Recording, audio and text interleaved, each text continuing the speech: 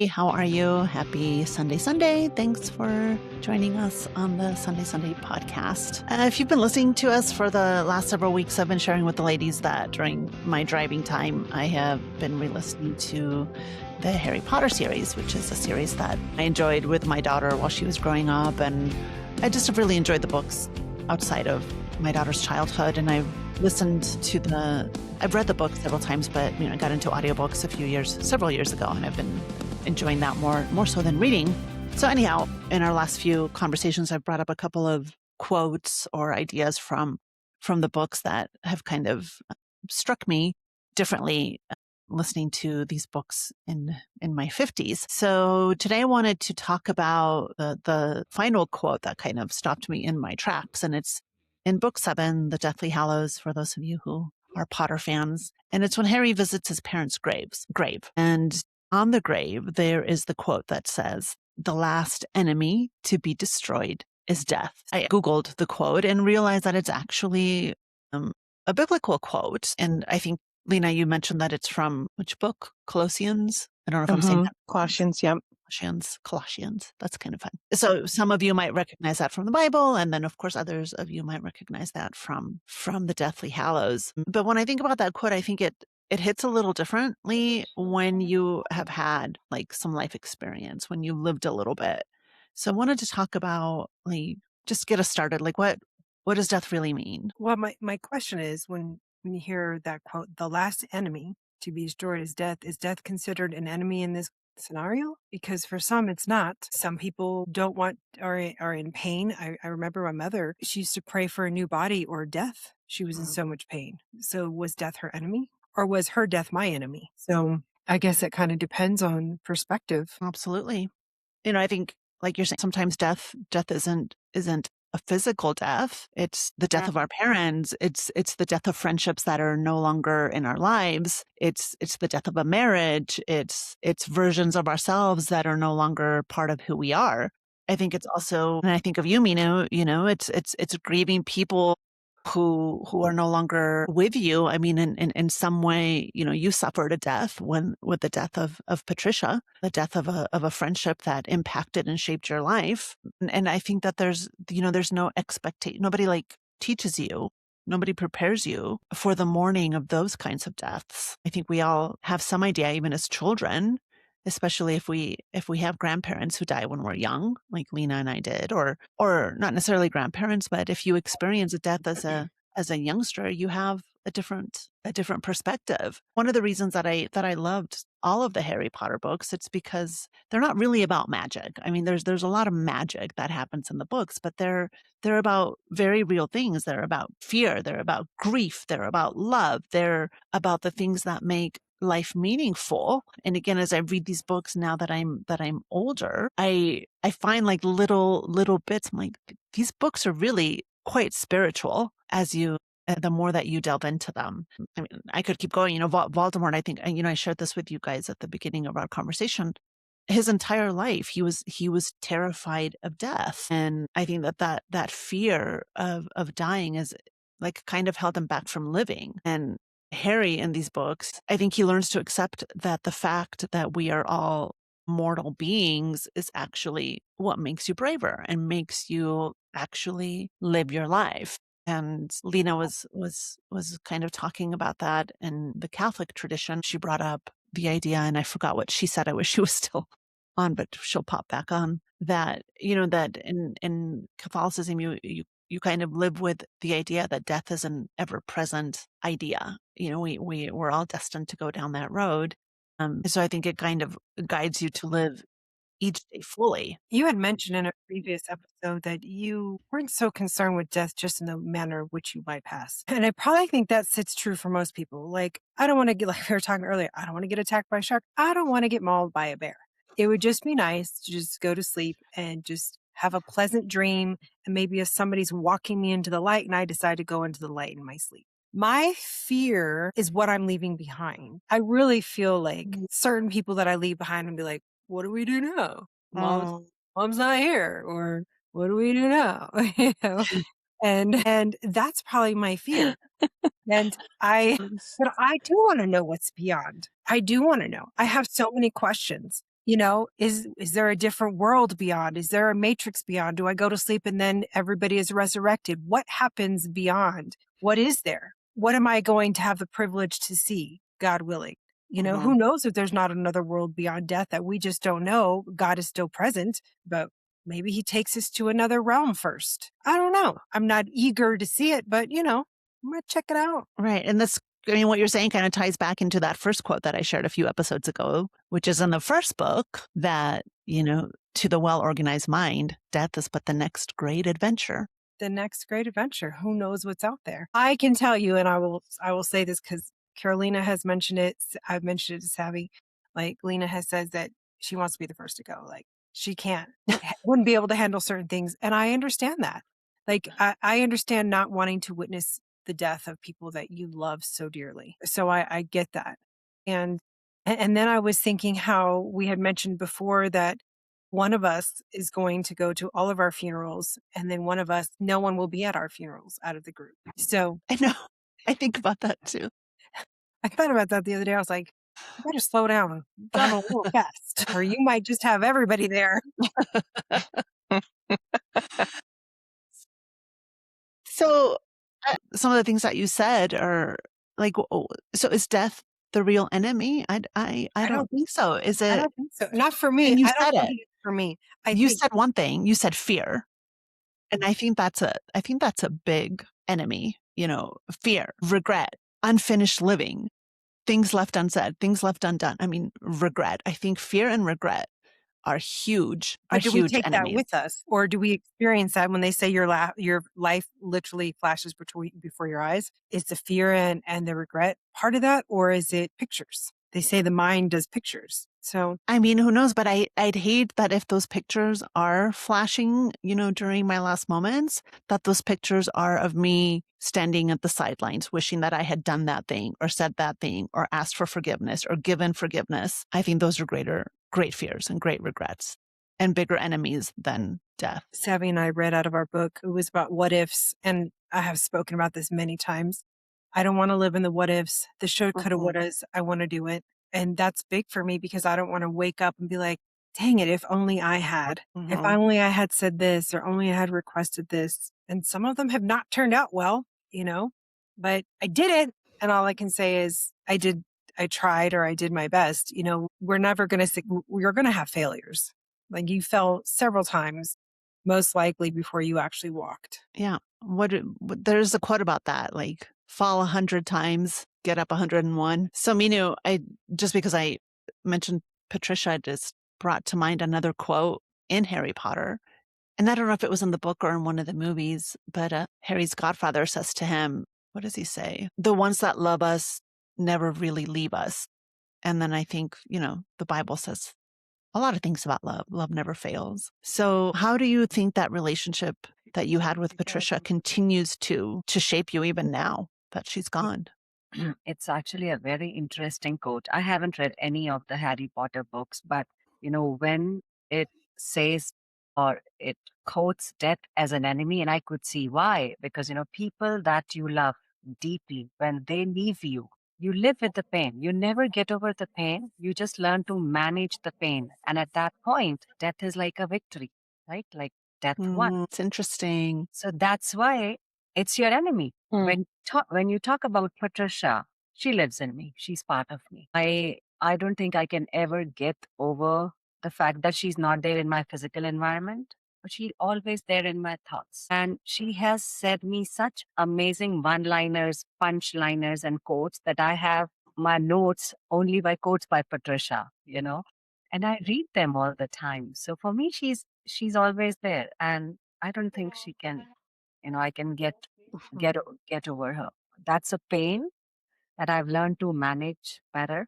But that's why, in that sense, yes, death is an enemy because it did take away from me somebody I dearly loved, somebody who was like a bonus mom, best friend, a savior, my chief therapist to me. But yeah, I guess it has very different meanings based on the personal experiences you have. Well, and I think even that experience, that's like such a beautiful example of love that continues despite someone's end. And I hope that what a legacy of for Patricia to have left, that she continues to impact your life and probably will for years to come. And that, in a way that, like you said, that's defeating the enemy. Because even though like her physical body is no longer with you, the love that you carry for her in your heart, makes it so that someone that you truly loved doesn't ever really leave you. And I think, don't we want that? Like, isn't that something that we yearn for? I mean, I do. Like, I want my life to have mattered in some way, not necessarily like a huge impact, but, I want it to have mattered.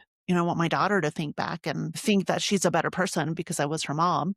Or, I want her to have some kind of what you have with Patricia. Have you heard Mhm. those I don't know if it's not really a quote, just people talking like, "You're not gonna be remembered after 100 years." Of My course. Yeah. grandfather lived till he was about 76. My kids don't know him.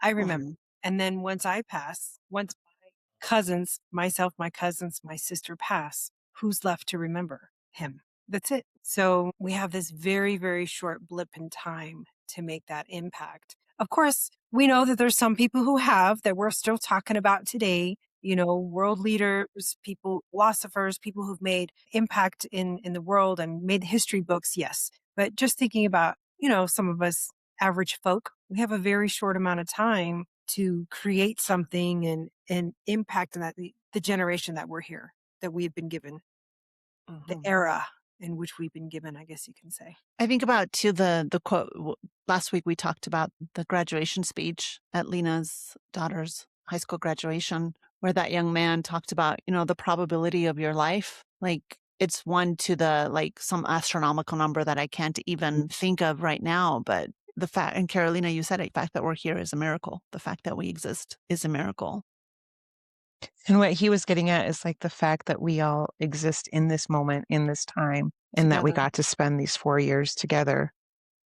That is why I know that our probability of finding success and making our mark in the world can happen. That was the point, was that we can make an impact, we can leave a legacy, we will be remembered because this is so rare. Yeah. How beautiful. Mhm. And that's what struck me when Shannon was talking about, in 100 years, you won't be remembered. Do you really want to be remembered like the way that you look, the way that your family is, like the things that you've done?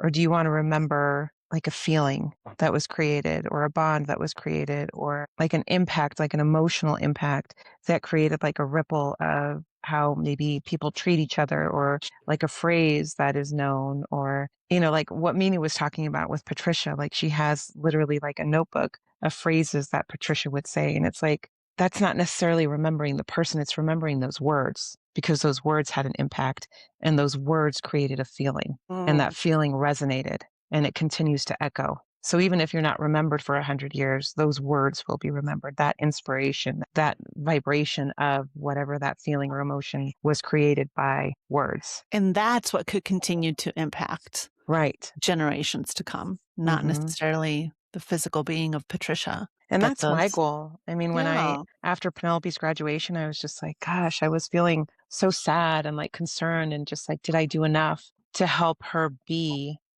a person that will create an impact, a person that will always seek truth, goodness, and beauty, somebody that will, you know, just live life to the fullest. Because that's all we want as parents for our children is for them to live more and live better and do better than we have done. We Mhm. want more for them than we have done for ourselves. Absolutely. And so it's like that's what I want. I want to be the forever voice in their heads. Like little lessons, little quirks, little things that I say. I want to be the voice in their heads and I want them to pass that on, just little treasures, little moments, little lessons. You think that's valuable. Let your conscience be your guide, grasshopper. That's What an funny. interesting quote, when you think about it. Like it labels death as a superpower, something that stings or something that attacks, and there's no way out. That's why I guess it has labeled it as your enemy. It's coming for us. All Savvy, of what do you want to it. say, Miss Savvy? Sorry, I was on mute. I guess for me, I feel like I don't believe it was in the original design for death. As a believer, that wasn't in the original design, I don't think. And death only came once they, broke the rules. And so that became the enemy I think, for us. I think that's a big thing from a biblical aspect. And that's why when, Jesus rose from the grave, he stole the keys, from death and hell. And so I do see myself personally, I do see death as an enemy, and because I don't think it was supposed to be a part of the grand design. I don't think it was Mhm. supposed to be to begin with in creation. So then, do you believe in heaven? So is that bad because the enemy led to something good? The enemy being death led to a higher power or a better place? Well, again, I think in the original design, Earth was created to be the place. I think it was created for us, to walk amongst. And so we didn't need to go to heaven. There was no need for us to ascend there because we already had a purpose here. But, Adam and Eve got off course and changed the trajectory of how that looked for us and brought death into the equation. And Jesus made it for heaven to be opened up to us because before that, death was a thing, death was an enemy. That's how I interpret it to be. Okay. Goodness, this is getting a little heavy. That's what it's supposed to do. Yeah. So I brought this up while we were talking before we hit record is, in this last book, Harry realizes that in order for Voldemort, who, is like supremely evil being, in order for him to die, Harry has to die because there's a little piece of Voldemort's soul that lives in Harry. So in order for Voldemort to be able to be defeated, that little piece of his soul that lives in Harry must be defeated. So Harry has to essentially sacrifice himself, like willingly sacrifice himself for the greater good. So he enters, and so he has to like symbolically like offer himself up to death in order for this supreme evil presence to be defeated. And I think that's and he doesn't die. You guys haven't read the books, but he sacrifices himself. He doesn't fight back. He allows himself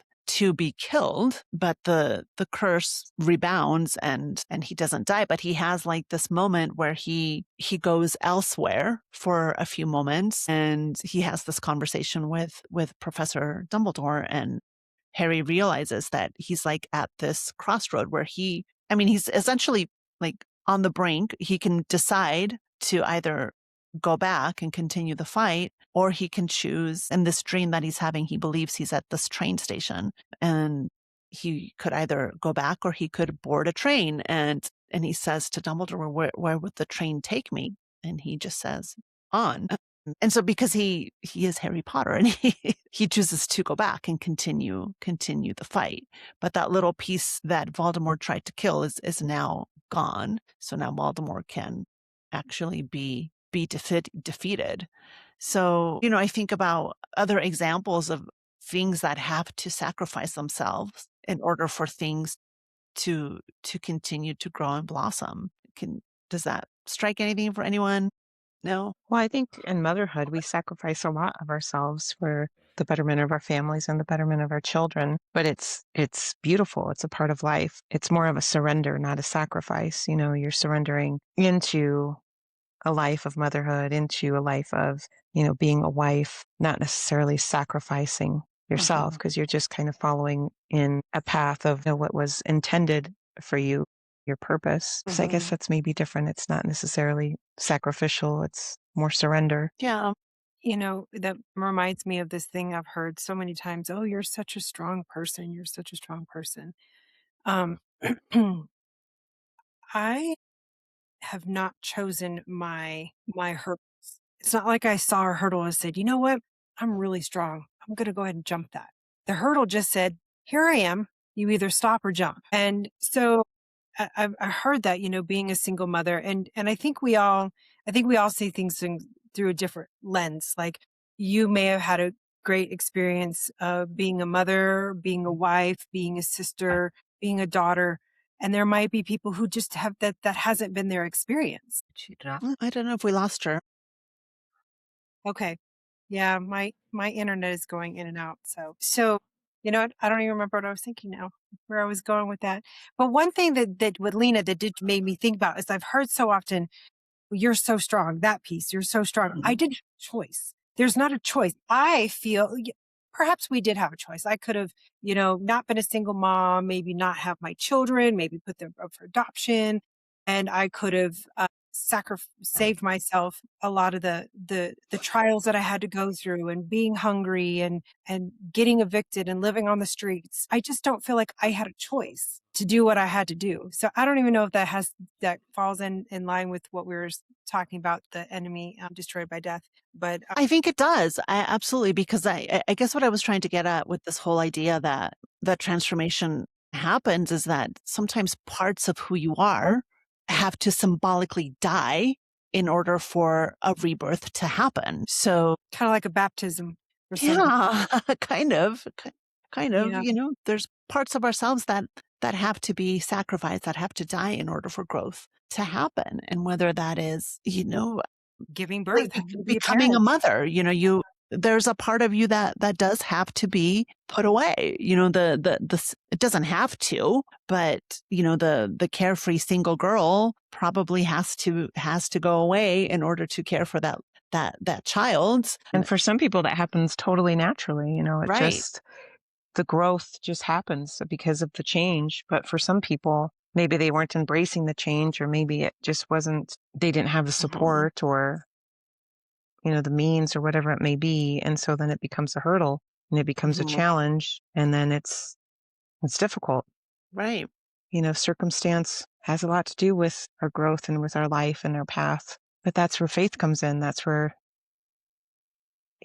remember your death. When I think about that quote, and when Harry Potter goes to the tomb and he sees that inscription, that's where my mind went right away was, remember your death. And what that means is essentially like seize the day, like live your day without regret, live your day to the fullest, live today better than yesterday. And so but that's so hard to do.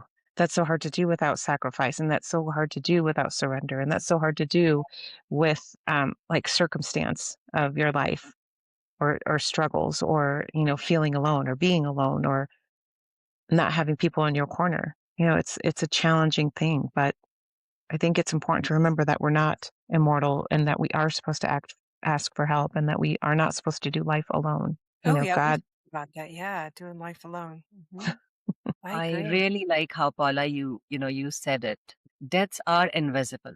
The most profound death, when I think about, my own experiences, is not physical. It's the emotional. It was the death of life I thought I would have, death of certainty, the death of trust, the death of a hope in a relationship, or even I should say the death of marriage. But somehow from all those ashes, a stronger version of me appeared. So death, it would have different meaning based on the different experiences we all have faced in our lives. I think that's a perfect definition of that quote. I mean, you defeated death in those types of ways. And I think you said it so beautifully. Rebirth can happen after things like heartbreak. And who in this little nest has not experienced that? Rebirth can happen after divorce, after overcoming an illness, after overcoming failures. Those are all personal rebirths. So something had to die away for that rebirth to happen. And I think that is a triumph over death. So maybe we are, defeating the enemy every day through our own little versions of rebirth Or resurrection. Yeah. That's like spring. There's a reason that spring comes at that time after we celebrate the resurrection. I believe the power of the death quote is. Go ahead. Go ahead. No, you go ahead. I said the power of the quote is not in death. Death exists. Everyone knows we will die one day. But the power is in the word last. Last, L-A-S-T, is that what you said? Yes, L-A-S-T, last. And people say live like it's your last day. Why don't you live like it's your first day? Live like it's your first day. Or what Erin said a couple of weeks ago, you only die once, you live every day. Yeah, right? Absolutely. I will say, through everything that I've gone through, I do feel like I am the most strongest and focused I have ever been in my life right now. right now I know what I want to do and I have options that I don't know what to do first. And so I just feel really, but I have God in my corner. So for me, my higher power is there. And I know how present he is. I did something, I posted something and I was like, people can interpret that I'm talking about somebody. When I posted it, I didn't really think, I did think that. And then I dreamt about that person for 2 nights in a row and I was like, I need to take that down. I need to take that down. As soon as I took it down, I stopped dreaming about that person. God's like, look, you don't need to be messing around with this. We know what you're trying to say. Stay focused, stay the course. For I have plans for you. Amen. Leaps of faith, no what ifs and if possibles and all those other shenanigans. And we're going to make it happen. You are an avid reader. I do have a question for you. If death is the last enemy, what is stronger than death? Love. I love how you said it. Like, it's obvious. Absolutely, it's obvious. No hesitation. Yeah. Yeah. It's love. And I think that's what that's what it means to leave something, like you were talking about, Carolina, to leave something behind that is stronger than death. Is it your legacy? Is it a memory? I think it's love. And again, there's a lot of love in Harry Potter. Dumbledore talks to Harry about love a lot.